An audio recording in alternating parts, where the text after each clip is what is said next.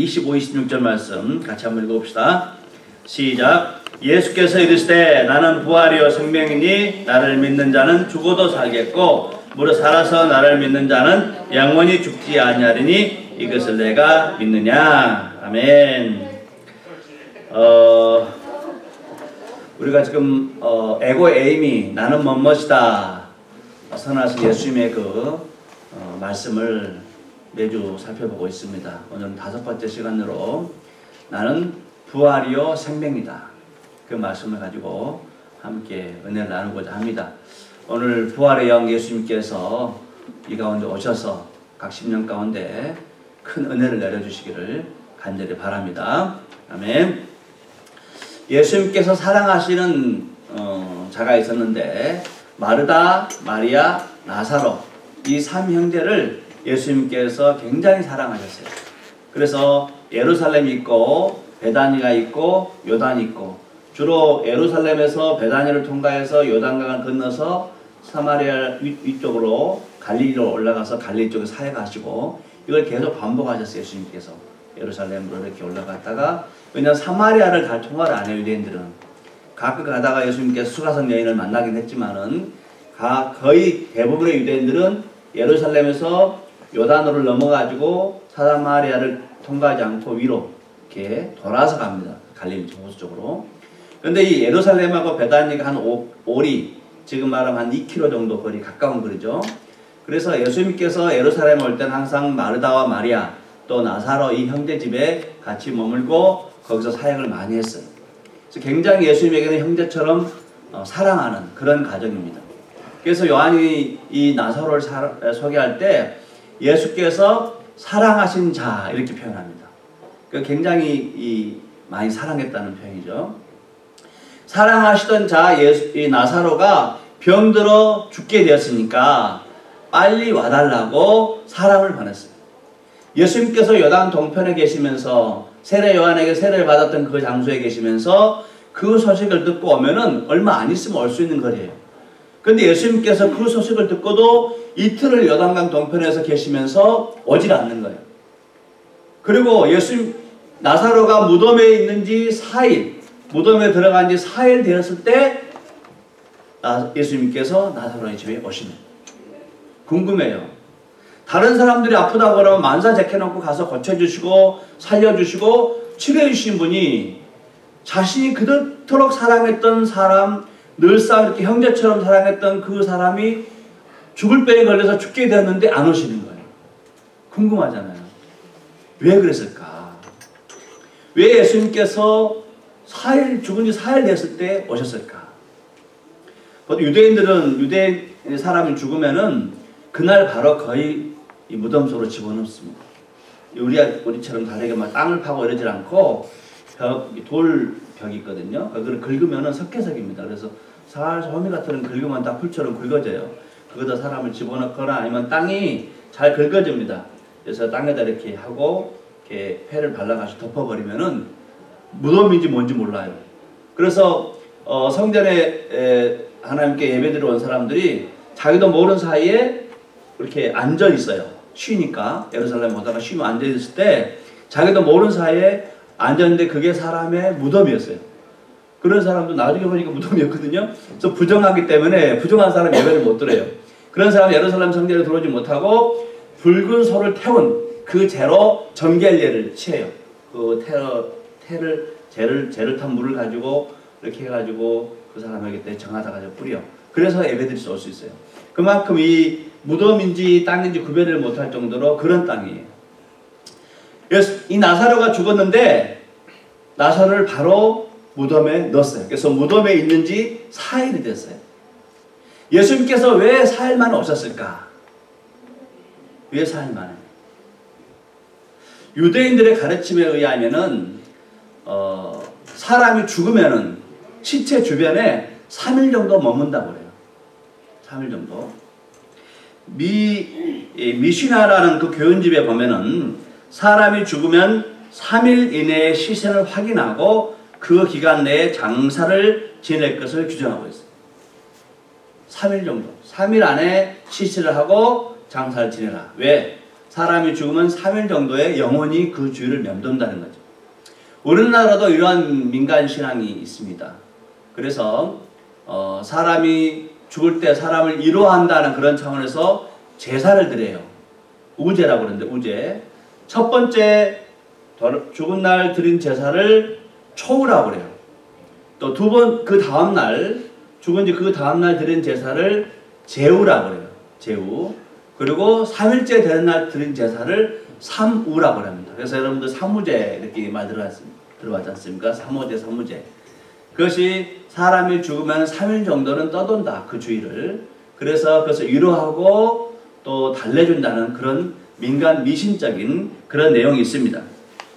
만약 예수님께서 나사로가 죽은 지 3일 이내에 와서 나사로야 일어나라 하고 살렸을 때 사람들이 생각하기에는 시신 주변에 영혼이 있다가 그냥 살아나왔는가 보다 이렇게 생각한다는 거예요. 예수님께서 분명히 죽은 사람도 살리는 부활의 능력이 있는데 이 부활의 능력을 예수님께서 부활이요 생명이라는 걸 증명하기 위해서는 우리 주님께서 정말 심혈을 기울여서 와서 사역을 하는데 그 중요한 사역이 민간신앙에 의해서 덮여질 수 있어요. 무용지물이 될 수 있다는 거예요. 우연히 살아났겠지. 그 주위에 떠돌던 영혼이 다시 들어가 살아났겠지. 최근에 인터넷에 보니까 어떤 사람이 죽었다가 벌떡 일어나서 술 한잔 하게나 하고 그런 내용이 있더라고요. 죽었다가 살아나가지고 술 한잔 하게나 이런 내용이 있어요. 이런 일이 있을까. 그런 내용들 때문에 예수님께서 사랑하시는 자가 죽어도 오지 않고 왜? 마르다와 마리아가 오라버니가 죽었으니까 얼마나 슬프겠습니까? 예수님께서 빨리 와서 위로하고 싶어도 오지 않았어요. 그리고 4일 만에 오셔서 나사렛 무덤에 와가지고 통분히 여기면서 우시면서 하나님께 기도했어요. 왜? 마리아와 마리아가 자기 오라버니 죽은 것에 대해서 너무너무 슬퍼하니까 예수님께서 같이 슬퍼했어요. 그만큼 예수님께서 나사로가 죽은 것을 슬퍼하셨어요. 안타까워하셨어요. 그럼에도 불구하고 빨리 오지 않냐고 4일 동안 기다렸어요. 왜? 예수님께서 메시지 전하시는 그 부활이요 생명이라는 메시지가 민간 신앙에서 뒤덮일 수 있기 때문에 예수님께서 이 땅에서 부활이요 생명이라는 것을 증가하기 위해서 애를 쓰고 심혈을 기울였는데 그게 사람들의 그런 관념 때문에 오해받을 수 있기 때문에 예수님께서 늦게 오셨다는 것입니다. 그렇다면은 예수님께서 심혈을 기울여서 보고 싶은 사람도 보지 않냐고 늦게 오셨는데 이 나는 부활이요 생명이라고 말씀하신 이 메시지가 주는 영적 교훈들은 무엇인가? 사랑하는 사람이 죽어도 빨리 오지 않냐고 인내하고 참으면서까지 늦게 오셔서 나는 부활이요 생명이다 하고 선언하신 그 영적인 메시지가 무엇인가? 첫 번째 메시지는 부활이 있기 전에 먼저 대속의 죽음이 있다는 것을 알게 하게 합니다. 부활이 있기 전에 먼저 죄인들 위해서 대신 죽으시는 대속의 죽음이 있다는 것입니다. 마가복음 10장 45절 말씀을 보면은 인자가 온 것은 섬김을 받으려 함이 아니라 도리어 섬기려 하고 자기 목숨을 많은 사람의 대속물로 주게 합니다. 예수님께서 이 땅에 오시는 것은 섬김을 받으려 함이 아니라 도리어 섬기려 하고 자기 목숨을 많은 사람의 뭐로? 대속물로. 죄인들의 죄를 대신 짊어지고 그 죄를 속하기 위해서 예수님께서 이 땅에 오셨다고 말씀해 주고 있습니다. 이사야서 53장 6절 말씀 같이 한번 읽어볼까요?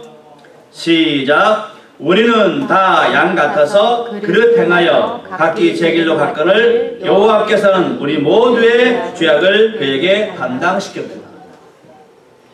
우리는 다 양 같아서 그릇 행했어. 지난주에 제가 말씀했듯이 양들은 앞을 보지 못한다 했어요. 1m도 못 봐요. 그래서 자기들이 간다고 하는데 그릇 행해요. 자기들이 선한 일을 한다고 하는데 잘못해요.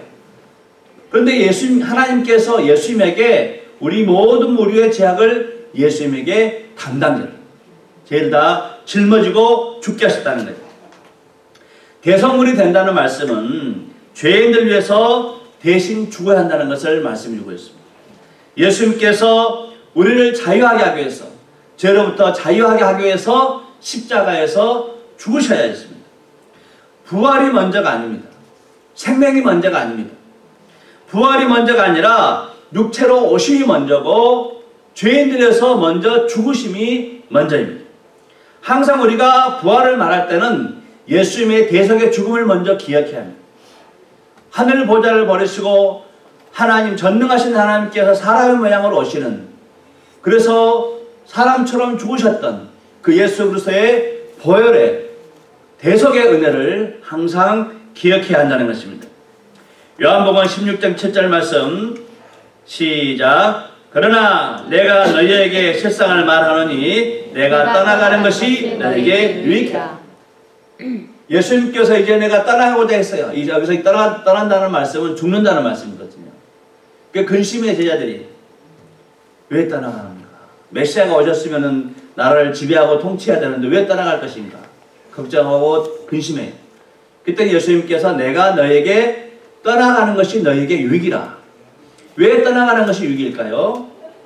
그것은 바로 예수님께서 죽으셔야만이 이 백성들을 위해서 대속의 그 사역을 하셔야만이 그들에게 영생이 있기 때문에 그렇습니다. 예수님께서 부활을 보여주기 위해서는 십자가를 먼저 짊어지셔야 했어요. 나는 부활이다. 우리가 예수 부활, 예수 믿으면 천국, 예수 믿으면 영생, 이걸 할 때는 항상 예수님의 죽음을 먼저 기억해야 한다.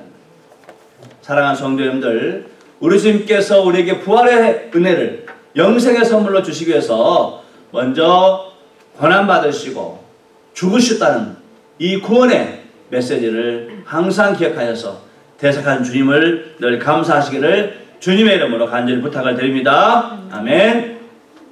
두 번째로 나는 부활이요 생명이다라는 말씀을 준 두 번째 교훈은 예수의 부활이 죽음의 종로를 타는 사람들을 자유하기 위한 복음의 메시지라는 것입니다. 죽음의 종로로 타는 것. 히브리서 12장 14절 15절 말씀 같이 한번 읽겠습니다. 시작. 자녀들은 혈과 육에 속하였음에 그도 또한 같은 모양으로 혈과 육을 함께 지니심은 죽음을 통하여 죽음의 세력을 잡은 자 곧 마귀를 멸하시며 또 죽기를 무서워함으로 한평생 매어 종노릇하는 모든 자들을 놓아주려 하심이니. 자녀들은, 여기서 이 자녀들은 하나님의 자녀들이라는 거죠. 자녀들은 혈과 육에 속하였으며 육체를 가지고 있다는 거죠.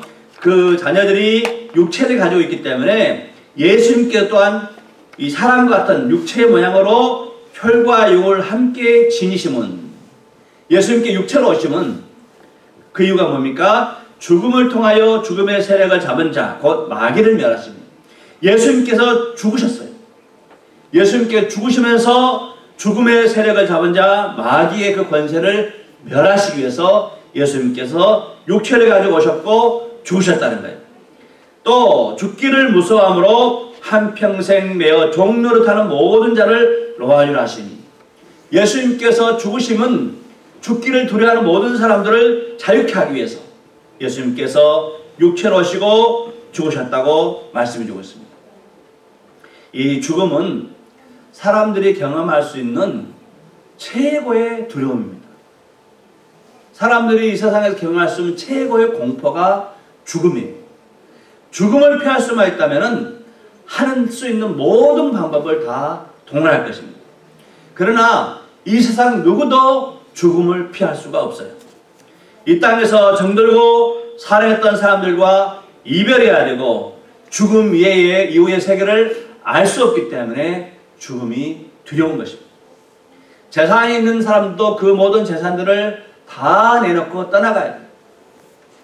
전에 BC 30년경에 300년경에 그리스 왕 알렉산더 대왕이 있었어요.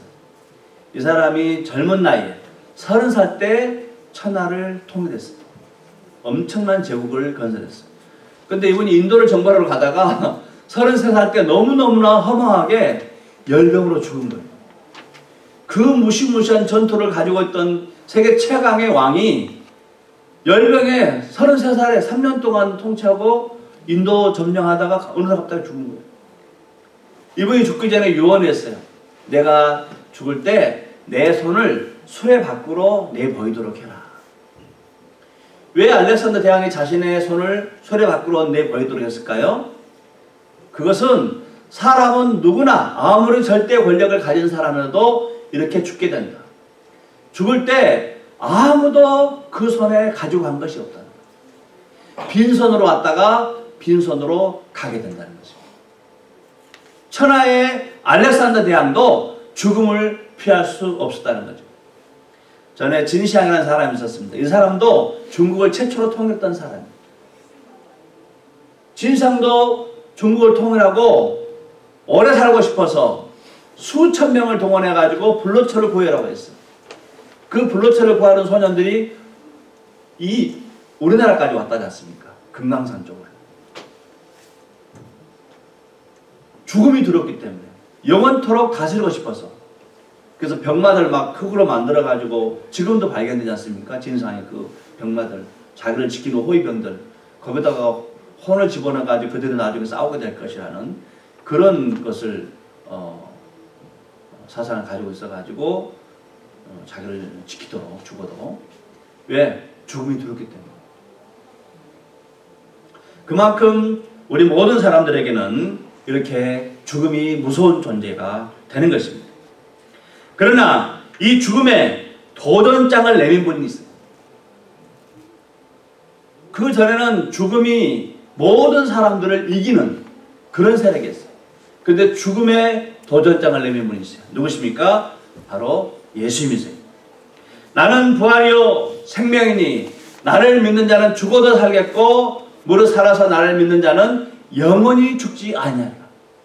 예수님께서 이 사도를 나사렛의 죽음 앞에서 살아납니다. 예수님께서 이 사도님과 함께 자신이 죽고 부활하심으로 사망의 그 권세를 깨뜨렸어요. 사망의 권세를 이기셨어요. 이제부터는 예수님에 의해서 그 사망 권세가 완전히 파괴되는 것입니다. 고린도전서 15장 55절 말씀 같이 한번 읽어봅시다. 시작. 사망아 너희 승리가 어디 있느냐? 사망아 내게 쏘는 것이 어디 있느냐? 예수님이 십자가에서 죽으시고 부활하기 전까지는 사망이 우리를 가지고 놀았어요. 그래서 죽음의 공포를 몰아가지고 죽음의 종로들 했어요. 그래서 조금만 감기만 걸려도 죽을 것인가? 배가 아파도 죽을 것인가? 죽음을 가지고 사람이 죽음에 대한 공포를 가지고 늘 장난질했어요. 고양이가 쥐를 가지고 놀듯이 발로 쥐를 가지고 놀듯이 죽음이 사람을 가지고 장난질했어요. 죽을 것 같은 그런 두려움과 공포들을 집어넣었어요. 그런데 예수님께서 죽으시고 부활하신 이후로는 이 죽음이 오히려 우리들에게 조롱거리가 됩니다. 사망아 너의 승리가 어딨냐? 사망에 내게 쏘는 것이 어디 있느냐? 예수님 이제는 사망의 왕이었어요. 사망의 승자였어요. 사망에 쏘면 백발백중으로 다 죽었어요. 사망에는 죽음의 독이 있습니다.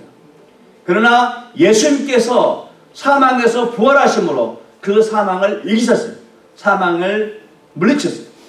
그러므로 예수 안에 있는 사람들은 사망을 조롱할 수가 있는 것입니다. 어린아이들도 아주 갓난아기들도 예수를 믿으면은 사망을 조롱할 수 있어요. 힘없어서 걸을 수 없는 노인들도 사망을 조롱할 수 있어요. 중환자실에서 숨쉬기도 불편한 금방 숨이 돌아가시고 숨쉬기도 불편한 그런 사람들도 사망을 조롱할 수가 있어요. 왜? 예수님께서 사망을 이기셨기 때문에.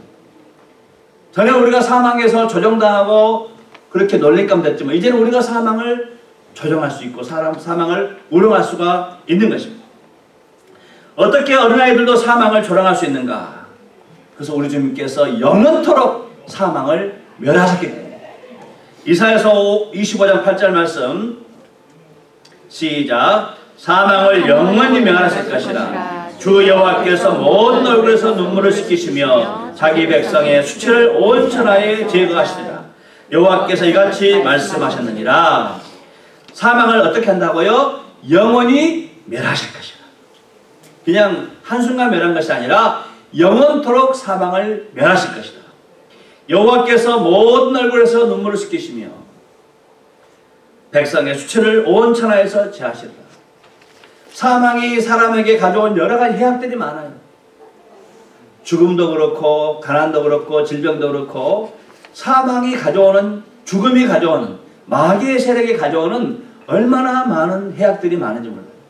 그거로 인해서 사람들이 가족을 잃고 슬픔을 가하고 그거로 인하여 실패를 하고 좌절하고 사람들에게 수치를 당해요. 그러나 이제는 우리 주님께서 사망을 영원히 멸하시고 그 눈에서는 눈물을 닦아주시기 때문에 우리가 오히려 사망을 초래할 수가 있다는 말씀입니다. 사랑하는 성도 여러분들, 나는 부활이요 생명이니 내가 이것을 믿느냐?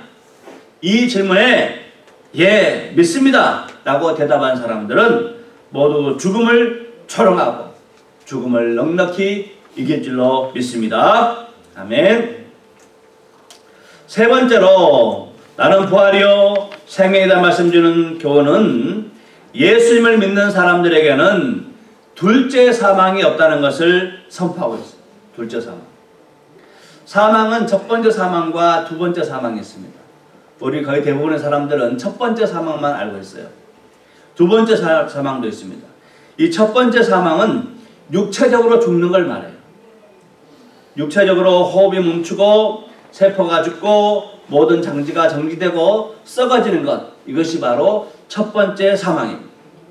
우리 모두 첫 번째 사망을 경험할 거예요. 그러나 부활의 믿음을 가진 사람들은 첫 번째 사망을 경험하기는 하지만은 죽지는 않습니다. 나를 믿는 자는 죽어도 살고 살아서 나를 믿는 자는 영원히 죽지 아니하기 때문에 그렇습니다. 그렇다면 둘째 사망은 무엇인가? 이 둘째 사망은 불못에 들어가는 영원한 심판을 둘째 사망이라고 말합니다. 요한계시록 21장 8절 말씀 같이 보겠습니다. 요한계시록 21장 8절 시작. 그러나 두려워하는 자들과 믿지 아니하는 자들과 흉악한 자들과 살인자들과 음행하는 자들과 점술가들과 우상숭배자들과 거짓말하는 모든 자들은 불과 유황으로 타는 못에 던져지르니 이것이 둘째 사망이라. 여기서 두려워하는 사람들은 예수, 심판주 되시는 예수 그리스도를 두려워하는 사람들, 그 예수 그리스도를 믿지 아니하는 사람들, 흉악한 사람들, 살인하고 음행하고 점치고 점해주는 또 우상숭배자들, 거짓말하는 모든 사람들은 불과 유황으로 타는 못에, 불못에 던져질 것이다. 이것이 뭐라고요? 이것이 둘째 사망이다. 사람이 죽으면은, 한 번 죽으면 모든 사람들이 다 심판대에 서게 됩니다. 그들의 행한 대로 심판을 받게 됩니다. 이때 예수의 생명이 없는 사람들은 영원한 불못에 던져지고, 예수의 생명이 있는 사람들은 새 예루살렘에서 우리 주님을 영원토록 찬양하게 될 것입니다. 예수를 영접하는 사람들은 이 둘째 사망에서 자유로울 수 있습니다. 주님께서 대신 심판하시고 죽음을 이기셨기 때문입니다. 요한일서 5장 12절 말씀 같이 한번 보겠습니다. 요한일서 5장 12절 시작. 아들이 있는 자에게는 생명이 있고 하나님의 아들이 없는 자에게는 생명이 없느니라. 아들, 예수 그리스도가 그들 심령 가운데 있는 사람들, 예수를 구주로 고백한 사람들은 생명이 있고 하나님의 아들이 없는 자에게는 생명이 없다는 것입니다. 아들이 있는 자에게는 부활이 있기 때문에 둘째 사망을 경험하지 않습니다. 그래서 주님께서 살아서 나를 믿는 자는 영원히 죽음을 경험하지 않는다고 말씀하신 것입니다.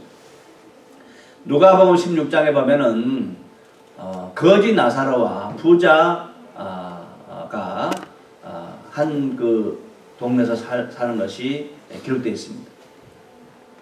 거지 나사로는 부자 그 대문에 앉아가지고 아픈 데를 막 긁고 개들이 그 아픈 데를 핥고 정말 처절하게 살았어요. 그런데 부자는 그 집에서 매일 날마다 파티하고 뱅킨 열고 연회를 열었어요. 근데 둘 다 죽었어요. 둘 다 죽었는데 거지 나사로는 아브라함 품명에 가서 평안하게 낙원에서 살게 돼요. 그런데 부자는 물 한 방울 먹고 싶어도 먹어주지 않는 목마른 그 혀를 내밀면서 물 한 모금 찍어달라고 할 정도로 그토록 그런 무시무시한 그런 불못에 들어가서 고통을 받고 있는 거예요. 이것이 바로 둘째 사망입니다. 문제는 예수를 믿는다 하면서도 이 둘째 사망에 들어가는 사람들과 똑같은 행동을 하는 사람들이 있다는 말씀. 살인하고 우상 챙기고 음행하고 점을 치고 거짓말해요. 저는 제가 이제 26살 때 제가 대학을 다시 공부하려고 공부한 적이 있었습니다. 7월경에. 그때 예수를 믿고 내가 왜 공부를 해야 될지 몰랐어요. 그 친구가 금식기도원 간다고 그러길래 나도 가자. 그래 따라갔다가 하나님께서 부르신 것을 깨닫고 돌아왔습니다. 독서실, 노량진에 있는 독서실에서 살았습니다. 독서실에서 식권 사가지고 이제 그것을 아줌마한테 주면서 먹고 공부하고 그럴 때였어요. 근데 그분이 어느 교회 집사님이세요. 아주 열심히 신앙생활 하세요. 그분이 위암수술했대요. 위암수술해서 몸을 상당히 이렇게 조심히 하고 있더라고요. 저도 이제 그분한테 금식 열흘 끝나고 나서 이제 좀 죽 좀 써달라고, 그거는 뭐 공부하는 학생들이 많기 때문에 개별적으로 죽을 부탁하기가 참 힘들거든요. 그래서 좀 미안하지만 죽 좀 써달라고 그렇게 부탁하고 이제 죽을 먹고 있는데 이 집사님께서 누구랑 전화를 해요. 누구랑 전화하는데 그 전화 내용이 어디 갔더니 참 용하더라. 예. 너무너무 잘 맞추더라. 그러면서 같이 가자는 거예요. 같이 전보로 같이 가자고. 저는 이제 예수 믿은 지도 얼마 되지도 않았고 예수 믿는 사람들이 그렇게 한다는 것을 상상을 못했어요. 정말 초대교회 같이 그렇게 사는 줄 알았거든요. 그런데 교회 집사님이시고 그렇게 열심히 신앙생활하고 막 이렇게 하시던 분인데 점을 친다는 거예요. 같이 가자고. 자기만 가면 괜찮아. 우리 다른 사람들까지 이야기해가지고 용한 사람 딱 같이 가자고 그러는 거예요. 내가 그 말을 듣고는 얼마나 충격을 먹었는지 몰라요. 세상에 어떻게 예수님께 죽으셨는데 그 예수를 버리고 점을 치러 귀신하고 연합한 사람한테 가는 거예요. 제가 죽을 못 먹었어요. 속에 울렁거려가지고. 그런데 그것을 아주 아무런 그런 가책이 없이 하는 거예요. 그것이 내가 더 충격을 먹었어요. 어떻게 저럴 수가 있을까? 예수 그리스도를 믿는 사람들이 둘째 사망에 들어가는 그런 사람과 똑같은 그런 행동을 하고 있다는 거죠. 예수 믿는 사람들. 이런 사람들은 예수를 2번 십자가에 매다는 사람입니다. 예수를 부끄럽게 하는 사람. 그래서 우리가 이런 세상의 유혹, 그분도 이해가 돼요. 위암 수술 받았으니까 두렵잖아요. 장래가 겁나잖아요. 그래서 점을 쳐보는 거죠. 어떻게 자기가 좀 낫겠는가 점을 쳐보는 거죠. 그 간절한 마음이 이해가 돼요. 그만큼 이 사람도 아직까지 죽음에 의해서 노예 생활을 하고 있는 거예요. 위암이라는 그 무시무시한 질병에 노예가 되고 있는 거예요. 마귀들은 그런 것으로 자주 예수의 부활과 죽음과 관계 속에서 죽음으로 인한 두려움을 그쪽으로 선택하게 만드는 거예요. 우리가 이렇게 약하기 때문에 죽음에 두려워서 죽음에 주는 그런 여러 가지 두려움과 제한들을 뿌리치지 못해서 약하기 때문에 예수님께서 우리에게 이겨내도록 뭘 보내셨다고요? 성령을 보내신 거예요. 로마서 8장 같이 보겠습니다. 로마서 8장은 성령장입니다. 로마서 8장 11절 말씀 같이 한번 읽어봅시다. 시작. 예수를 죽은 자 가운데서 살리신 이의 영이 너희 안에 거하시면 그리스도 예수를 죽은 자 가운데 살리신 이가 너희 안에 거하시는 그의 영으로 말미암아 너희 죽을 몸도 살리시리라. 아멘. 이렇게 읽으면 이 말씀이 무슨 말씀인지 몰라요. 국어 공부하듯이 성경은 자세히 읽어봐요. 예수를 죽은 자 가운데 살리신 이의 영, 이것은 성령을 말하는 거예요. 성령님께서 예수를 죽은 자 가운데 살렸어요. 그 영이 너희 안에, 우리 안에 거하시면 그리스도 예수를 죽은 자 가운데 살리신 예수를 죽은 자 가운데 살리신 이는 누구예요? 하나님 아버지. 예수를 죽은 자 가운데 살리신 하나님 아버지께서 우리 안에 거하시는 그 성령으로 말미암아 너희 죽을 몸도 살리십니다. 예수를 죽은 자 가운데 살리신 그 성령께서 하나님 아버지께서 그 성령과 더불어서 우리 죽을 몸도 살리게 된다는 말씀. 우리 안에 부활의 영이 계세요. 예수의 영, 그리스도의 영이에요. 예수를 죽은 자 가운데 살리셨던 그 성령께서 예수를 믿는 순간 그 영이 우리 오면서 그 부활의 영이 우리 죽을 몸도 살리게 된다는 말씀. 얼마나 그래서 성령님이 중요한지 몰라요. 그래서 예수님께 떠나가는 것은 너희에게 유익이라. 예수님께 떠나고 나서 누굴 보내세요? 보혜사 성령님을 우리에게 보내시고, 우리가 약해서 죽음의 종로 되고 죽음에 두려워서 죽음과 타락하고 죽음을 시키는 것을 할까 두려워서 우리 주님께서 성령, 부활의 영을 우리에게 보내주면서 믿음으로 이겨내도록 말씀하십니다. 그러면 예수 그리스도를 구주로 믿는 사람들은 여러분 심령 가운데 성령님이 계신 줄 믿으시길 바랍니다. 부활의 영이 우리 안에 오셨기 때문에 그 부활의 영이 우리를 다시 살리신 줄 믿으시길 바랍니다. 아멘. 저는 우리 친구 먼저 하늘나라 갈 때 보니까 호흡기를 끼고 있을 때는 말하면 움직여요. 이렇게 의식이 있어요. 막 이렇게 하고 고개를 끄덕끄덕하고 이렇게 해요. 근데 이 호흡기를 빼는 순간에, 그때 우리가 예배 드리고 있었거든요. 예배 드리고 있었는데 살았는데 죽었는지도 모를 정도로 조용히 이렇게 있더라고요. 우리 살아있는 줄 알았죠. 한 2시간 정도 지나가지고 이렇게 계속 반짝반짝하고 있길래 어떻게 됐냐 그랬더니 아까 우리가 서비스 할 때 이미 세상을 떠났다는 거예요. 죽음과 살아있는 것이 별 차이가 없어요. 그대로 몸은 남고 영혼은 가는 거예요. 그 영혼은 하나님께서 부활의 몸으로 새로운 피조물로 썩지 아니하는 신령한 몸으로 하나님께서 입혀서 영원한 천성으로 데려가십니다. 그래서 예수님께서 나를 믿는 자는 죽어도 살겠고 무릇 살아서 나를 믿는 사람들은 영원히 죽지 아니하라고 하신 말씀이 거기에 있습니다. 오늘 주님께서 여러분에게 질문합니다. 나는 부활이요 생명이니 나를 믿는 자는 죽어도 살겠고 무릇 살아서 나를 믿는 자는 영원히 죽지 아니하리라. 이것을 내가 믿느냐? 아멘. 기도하겠습니다. 자비로우신 하나님 아버지,